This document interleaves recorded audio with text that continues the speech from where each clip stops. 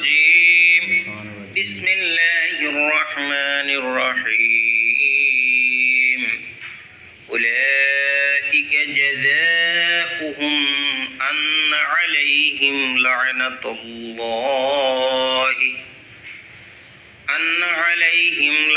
الله والملائكة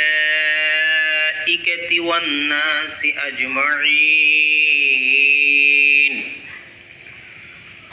خالدين فيها لا يخفف عنهم العذاب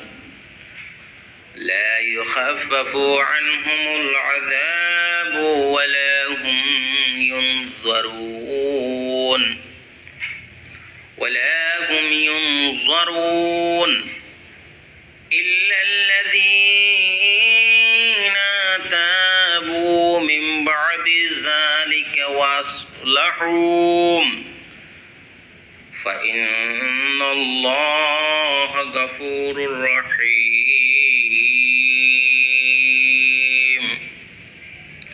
আল্লাহ বলছেন, এরাই তারা যাদের প্রতিদান হচ্ছে তাদের উপর আল্লাহর ফেরেশতাদের এবং সমস্ত মানুষের লানত।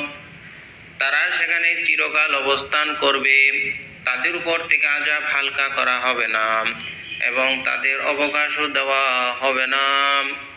কিন্তু যারা এরপর তওবা করে ও নিজেদের সংশোধন করে না, তাদের ক্ষমা করা হবে। নিশ্চয়ই আল্লাহ ক্ষমাশীল অসীম দয়ালু।